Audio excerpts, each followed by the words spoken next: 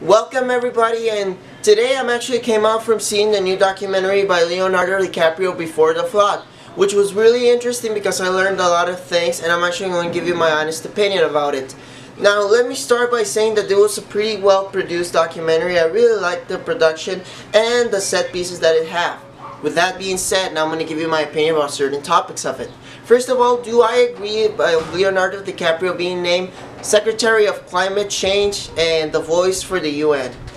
Well, in my opinion, I think he's the wrong man for the job, honestly. He even says this in the documentary, he even said it himself. He says, okay, if the UN would have known how pessimistic I feel about this, then they might have picked the wrong man, and I'm absolutely certain that they have picked the wrong man. It's not that I feel a little bit abstained and unsecure that a Hollywood actor is actually taking this to account.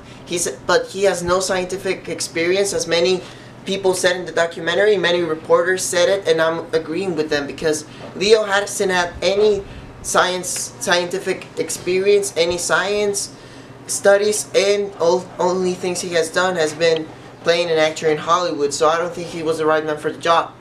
But throughout this documentary, it was really well done, as I already told you. We learned a lot of things of contamination. Why is the earth being contaminated the way that it's being contaminated? And first of all, the carbon dioxide, which all know is a major problem in our atmosphere. It's causing big time changes in the climate. And the thing here is that we use too much fossil fuel. Fossil fuel is absolutely the worst contaminator there is. Oh, but is it? Because we also eat a lot of meat, which exposes to CH4. Eating meat is like the worst thing we can eat, because it's really much damaging the environment. The amount of CH4 that the cows actually get, it's unbelievable. And we eat those meats. Let me take an example here. If you eat a hamburger, like a meat burger, it's the same as driving 4 miles in your car. So it's absolutely amazing. It's incredible, actually. So yeah, fossil fuel is a problem. Eating meat is a problem. And what else is a problem? Electricity, all of those resources, we should change them. We should find natural resources like sunlight, like air, wind, to power up our stuff, to power up our daily lives. Now another big time problems is the palm tree oil from Indonesia. Now big time companies actually take those palm tree oils to build into their companies, to put those oils in their products. These products such as Tyson, such as Doritos, such as every kind of those products, most of them contain the palm tree oil, and which is really bad, because when you're cutting down that much environment, that much vegetation, it's actually really bad for Indonesia. And we are causing it because in our daily lives we eat that palm tree oil, and that's what we basically consume most of the time. So yeah, that's our problem. And I actually went as far as checking out what's my carbon footprints throughout the last month. I did a test, and it's actually 0.98 tons. That's unbelievable. 0.98 tons is the amount of carbon that I have been letting out into the environment, just me, in the last month. That's something I can't deal with. And for the last thing I want to say is that if we still have hope, do we still have hope?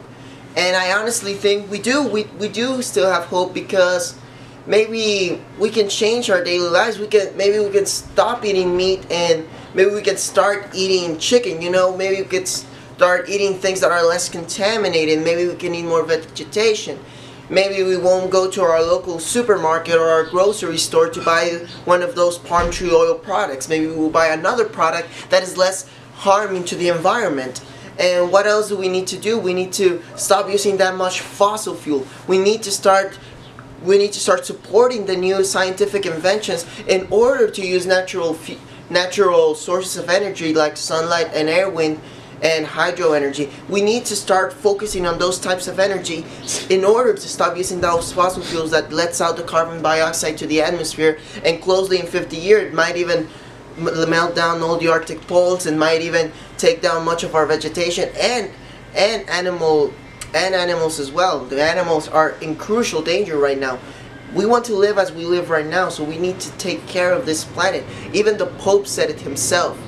we still have hope. And if the Bible, and if the church, and if the maximum representative of the church is acknowledging this problem as a scientific problem that we need to take care of, this is beyond boundaries, we need to take care of it.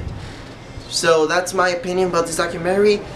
In short terms, it was a really good documentary. I really liked the production of it, as I said it before. The script it had, the ways it was shooting, it was really cool. The places they visit, the people they interview was something amazing. Props to Leonardo DiCaprio for making this, and I feel really blessed that I had the time to watch this and actually learn a little bit more about our planet. Well, that's it for me. Thank you. See you next time. Goodbye.